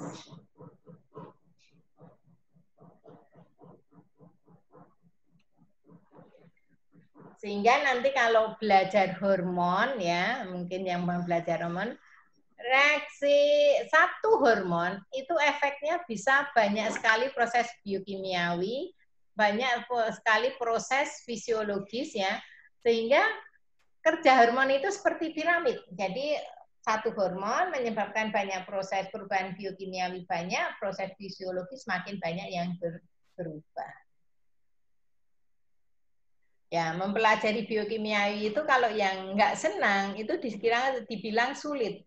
Tapi bagi saya itu bersyukur bisa mempelajari proses biokimia sehingga saya tahu mana proses itu proses yang bisa menyebabkan kita itu lebih baik, mana yang tidak, ya seperti itu. Jadi kita bahkan bisa menganalisis diri kita sendiri, maksudnya misalnya cocok nggak saya untuk ini, cocok nggak saya untuk yang lainnya, misalnya. Oke, ada pertanyaan? Oke. Nah, di sini sel itu juga mampu memperbanyak diri sendiri. Ya. Sel berkembang biak dengan pembelahan. Ya.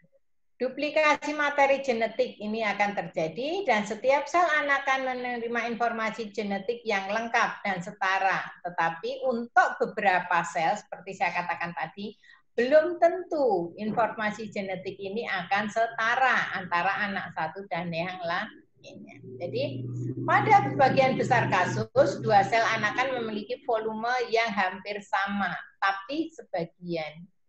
Berarti tidak semua. Pada beberapa kasus seperti oosit manusia yang mengalami pembelahan, salah satu sel itu akan mempertahankan hampir semua sitoplasmanya, meskipun hanya menerima setengah materi genetiknya. Nanti kita lihat ya, jadi ini siklus sel ya, jadi itu bisa memperbanyak diri ya untuk siklus sel pembelahan. Ini dari 1 akhirnya nanti akan menjadi 2.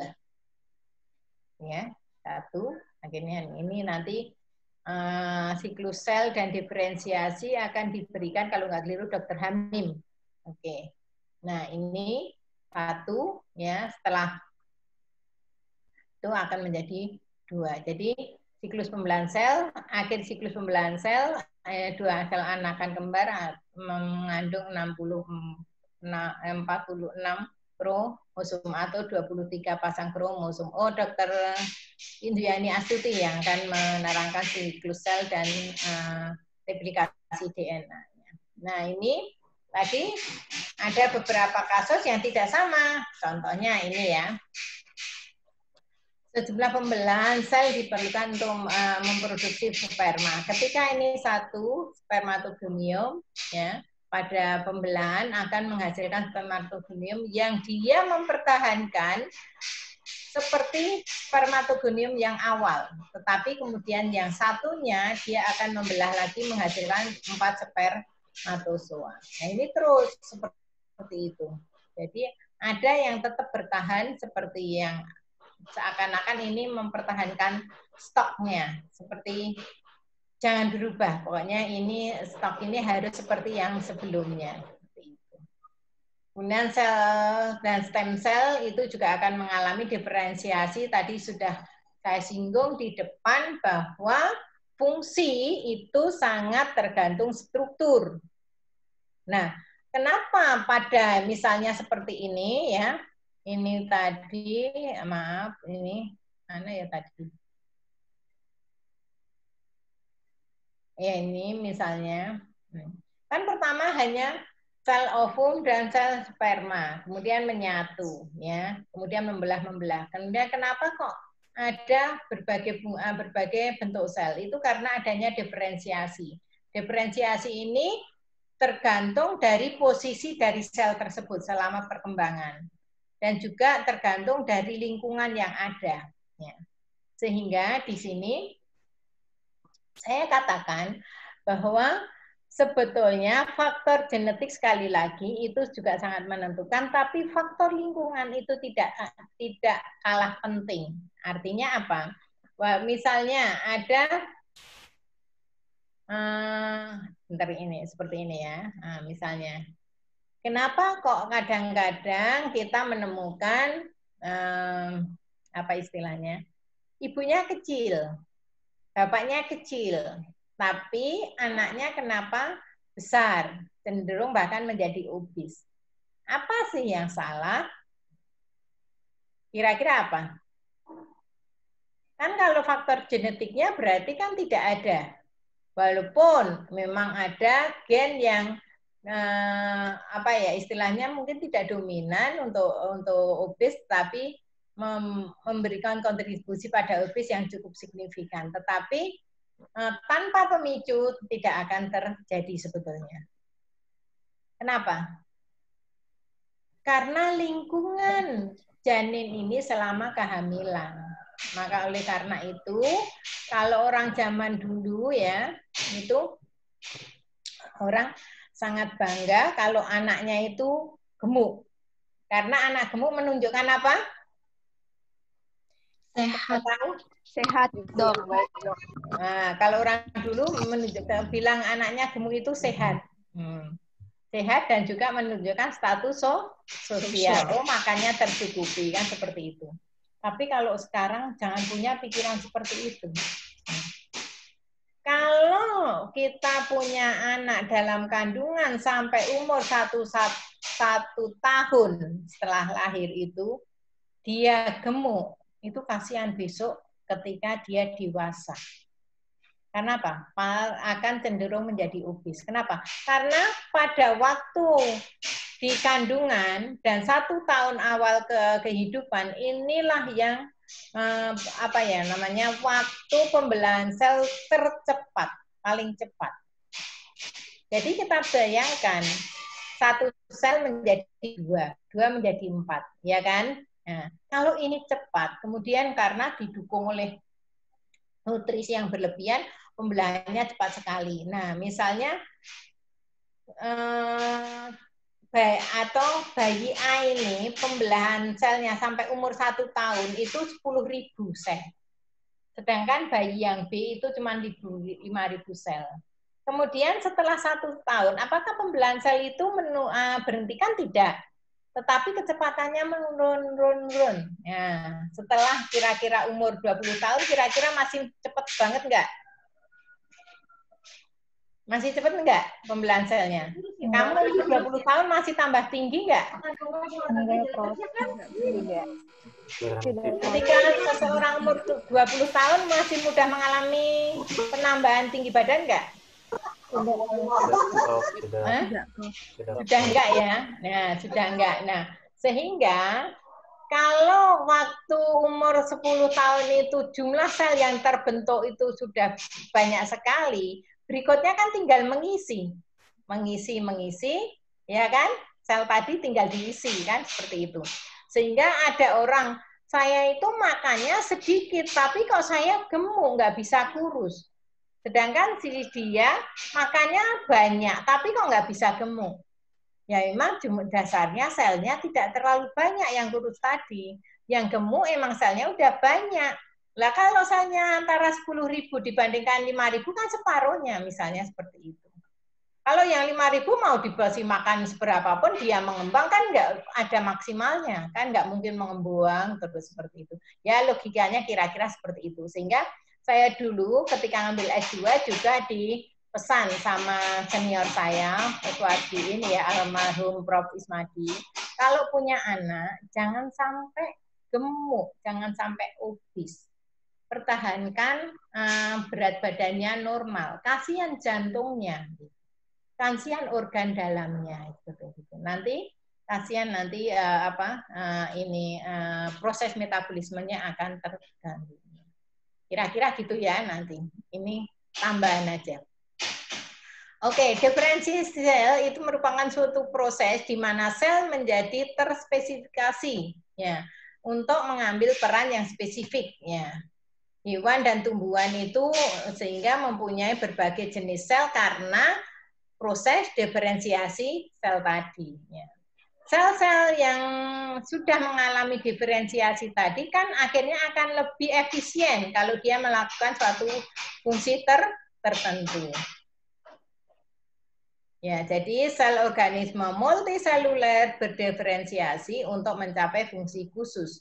Pada sel hewan, fungsi khusus tersebut misalnya untuk perlindungan. Jadi kalau melihat perkembangan sel darah, itu kan bermacam-macam, sel darah merah, darah putih, ya dan sebagainya.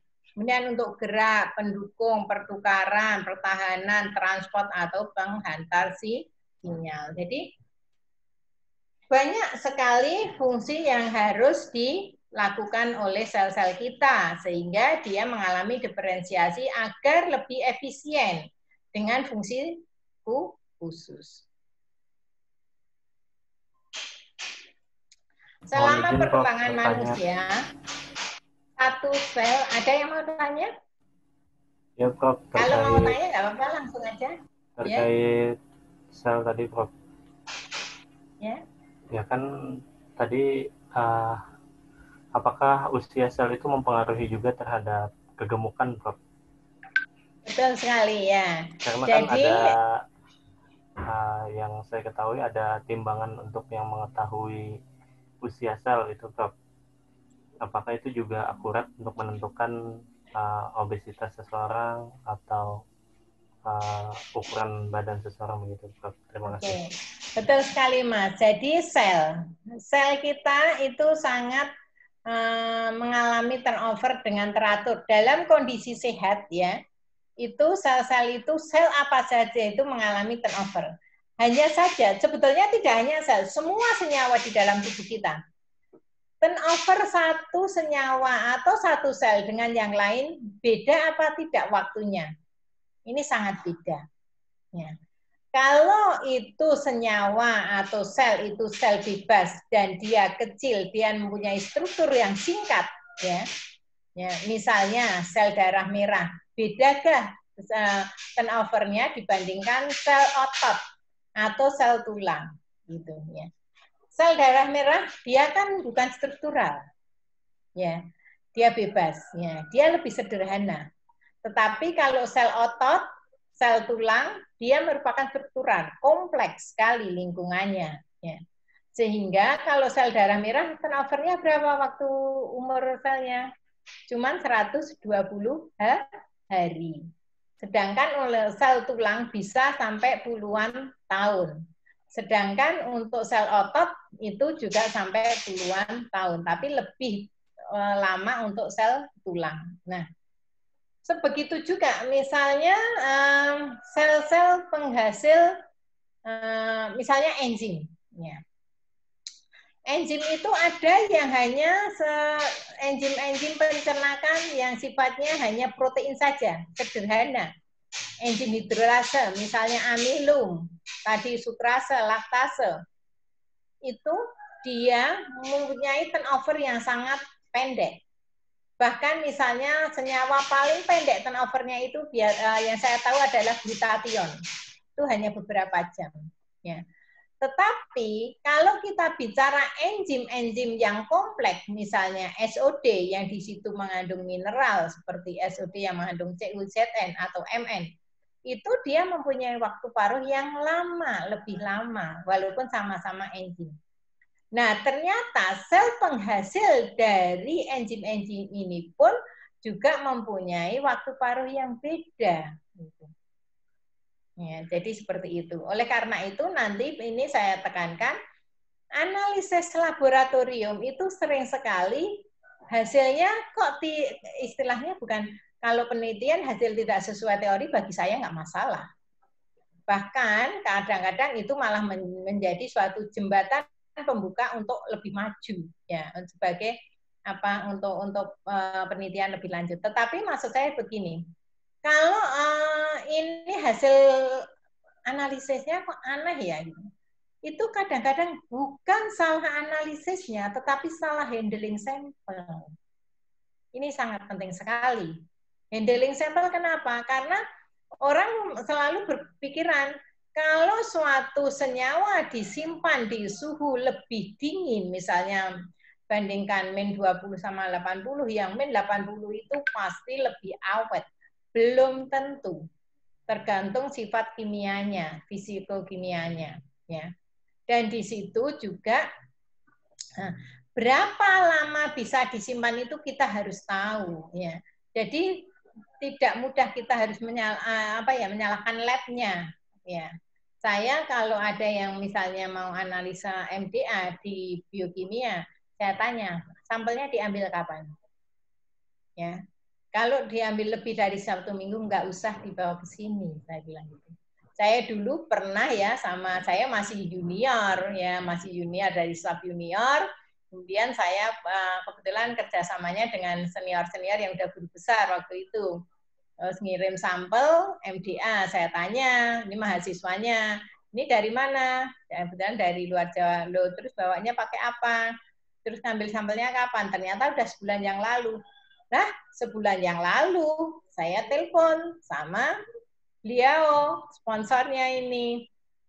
Rob, ini MDA-nya nggak bisa saya analisa. Loh, kenapa Bu Narti? Ini sampel sudah rusak, saya analisa pun percuma. Saya bilang gitu. Bu Narti ini ada-ada aja. Bayi aja bisa disimpan. Masa darah nggak bisa disimpan? Nah, coba, kalau menurut Anda gimana itu? Komentar beliau seperti itu. Kira-kira jawaban saya apa? Kadang-kadang ngeyel sama senior itu ya nggak apa-apa kok. Saya dari ya apa ya di awal itu 2 kali saya ngeyelin senior. Kira-kira jawaban saya gimana? Saya jawab, Prof, bayi itu jaringan atau senyawa bebas? Ya. Ini sampel darah, darah itu struktural atau dia itu cairan yang bebas. Kalau bayi disimpan bertahun-tahun nggak apa-apa, Prof. Karena apa? Karena dia struktural. Nggak mungkin dia mudah rusak. Tapi ini kan senyawa bebas, mempunyai waktu paruh yang sangat pendek. Ya, itu. Jadi kita kadang-kadang nggak apa-apa kok. Misalnya saya punya mahasiswa punya pendapat yang beda dan dia punya alasan, saya malah senang. Oh, berarti iya betul juga ya. Belum tentu dosen itu harus benar. Ya, gitu ya. Pernah saya juga waktu masih saya junior. Waktu itu saya gini, kok minum vitamin C kok dosis tinggi, kan butuhnya kita cuma 50 sampai 200. Kenapa sampai 1000? Saya juga sama senior saya juga ini udah guru besar nih, biokimia lagi, kalau yang tadi bukan, kalau tadi yang obskin. Beliau bilang, kamu ini ada-ada aja. Kelebihan vitamin C kan juga bisa dibuang bersama urin. Ya, beliau bilang gitu. Benar juga ya, orang vitamin C kan larut air, nggak masalah dibuang bersama urin. Cuman saya bilang gini, loh, tapi kalau berlebihan apa semuanya bisa terbuang ya, Prof? Saya agak ngeyel juga. Ya bisa, kan bisa dibuang sama urin, ya bisa. Cuman saya terus mencari-cari, terus ternyata saya menemukan jurnal. Nah, kalau kita seseorang atau hewan, waktu itu dia memakai hewan coba mencit, memberikan vitamin C dosis tinggi dalam jangka waktu yang lama. Ternyata kemana vitamin C itu? Terakumulasi di jaringan lunak, termasuk di otak. Adanya senyawa yang terakumulasi di otak ini menginduksi kanker otak. Logikanya gimana? Kok bisa? Ayo, siapa yang mau jawab? Pakai logika aja. Siapa yang mau jawab? Logikanya gimana? Kok bisa menyebabkan kanker otak? Sekarang gini, kelebihan vitamin C bisa dibuang bersama urin. Itu kalau vitamin C-nya kan larut di dalam plasma, toh? Urin itu kan merupakan hasil dari penyaringan plasma, kan? Oke. Iya nggak? Oke. Sekarang kalau saya mempunyai air nih, ya kebetulan saya kalau kuliah selalu sedia air. Segelas ini, saya kasih 1 sendok glukosa, kira-kira larut nggak? Larut nggak? Larut. Kalau ini saya kasih 5 sendok atau 10 sendok, ada yang larut, ada yang enggak? Atau semua larut atau semua tidak larut? Ada yang tertinggal. Ada yang tidak larut. Nah, ada yang tidak larut. Toh. Berarti kan plasma juga bisa mengalami kejenuhan. Ya enggak? Nah, kalau tidak larut, tidak kemana? Ya dia kan akan terakumulasi di mana saja, kan? Terutama di jaringan yang lunak. Kalau plasma itu jenuh dengan vitamin C, apakah plasma nggak perlu membuang toksik yang lain? Ya enggak? Nah, lah kalau ini hanya untuk melarutkan vitamin C, namun misalnya ada racun-racun, apa nggak perlu dibuang? Kan gitu. Ya, saya minum dulu. Ya, jadi kita itu nggak masalah kalau mau berdebat sama itu, asal kita punya logika, asal kita ya istilahnya gitu ya, tapi sambil ketawa-tawa aja gitu ya.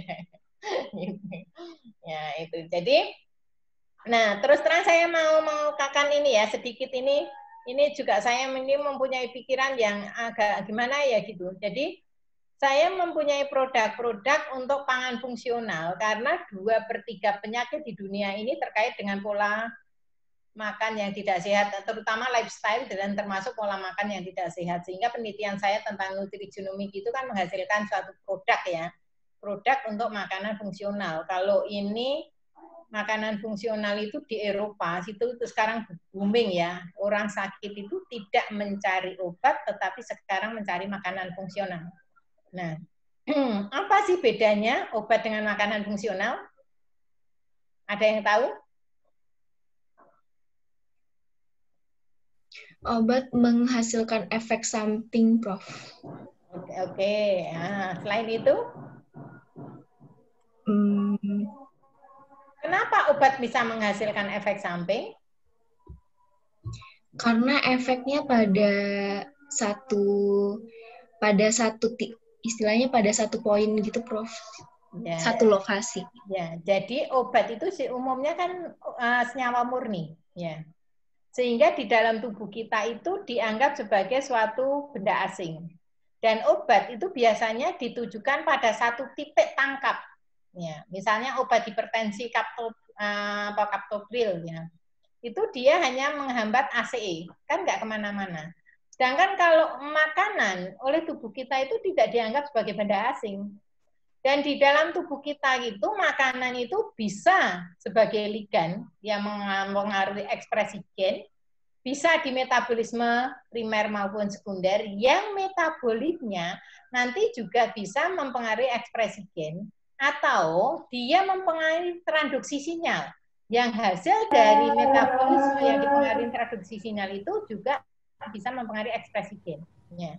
Sehingga tidak heran kalau makanan ini itu bisa menyebabkan fenotip seseorang itu menjadi, misalnya ya, seorang orang tuanya pendek-pendek, tetapi karena pola makan ibunya ketika hamil itu bagus, anaknya tidak pendek, menjadi lebih tinggi. Nah, kalau dilihat evolusi itu saya melihat karena juga pola makan yang berubah.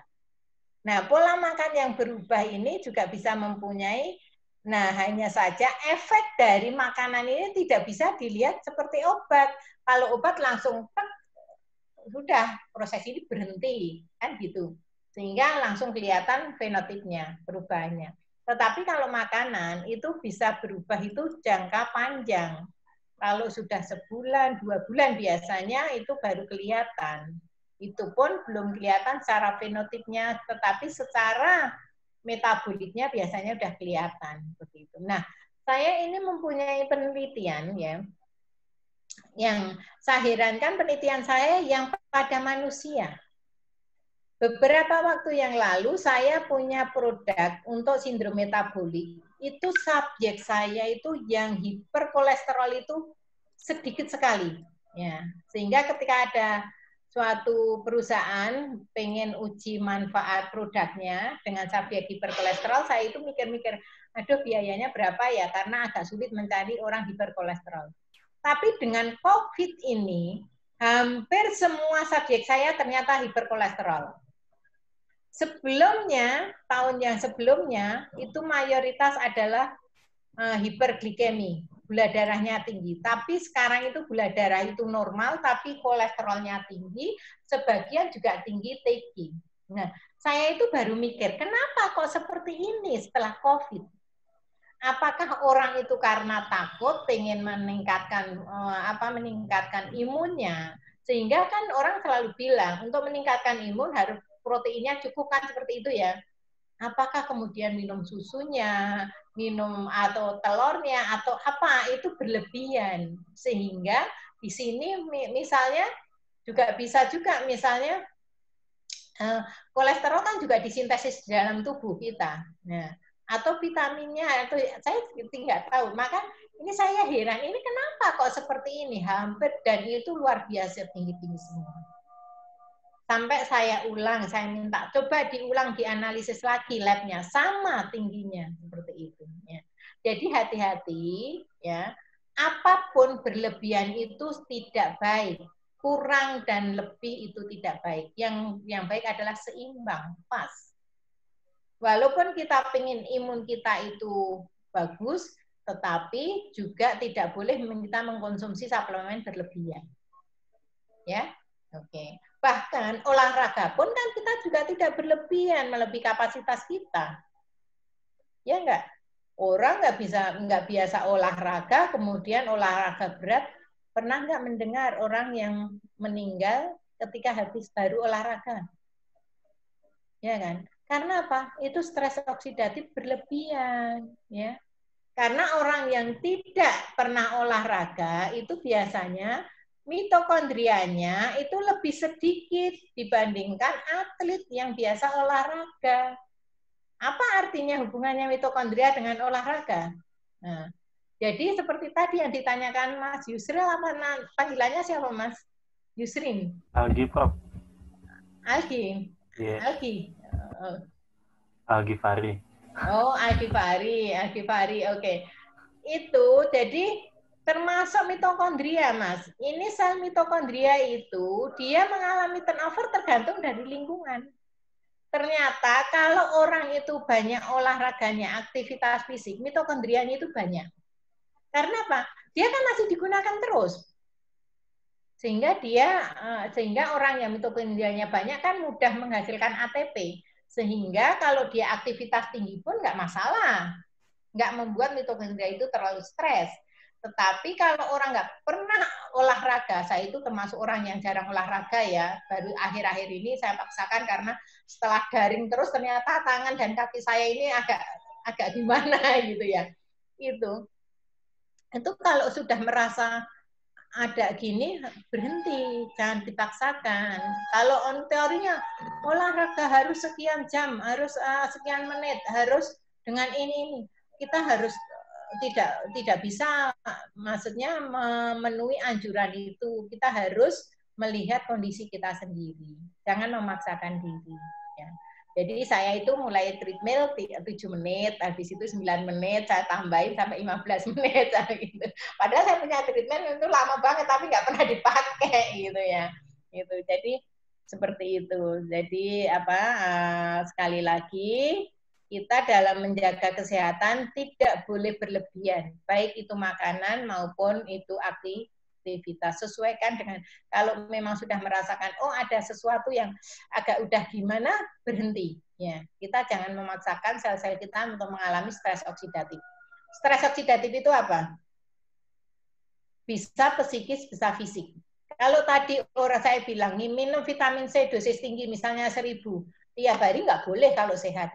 Tapi kalau baru stres oksidatif, boleh. Kata orang, kalau kita marah dengan intensitas maksimal. Misalnya saya marah ya, pernah kan ya di TV itu, beliau yang terima di sana sampai gebrak meja gitu ya, atau banting kursi. Itu 1000 vitamin C dalam action itu hilang. Jadi perlu itu minum vitamin C. Jadi beliau-beliau yang suka marah itu, ya, yang kadang-kadang saya itu heran, dia kok berantem kok sampai seperti itu, udah tua-tua ya itu. Itu kan sebetulnya rugi diri sendiri karena stres oksidatif. Kalau orang Jawa bilang, orang tuaku itu dulu bilang gini, jangan suka marah karena nanti cepat tua. Betul, karena orang marah itu mengalami stres oksidatif. Stres oksidatif itu akan memicu kematian sel. Nah, jadi kalau marah dengan intensitas yang maksimal, boleh langsung minum vitamin C 1000 miligram. Atau kalau mahasiswa sukanya wayangan nggak? Kalau mau ujian. Tahu nggak wayangan? Ya, kebut semalam ya, SKS. Kebut semalam suntuk ya.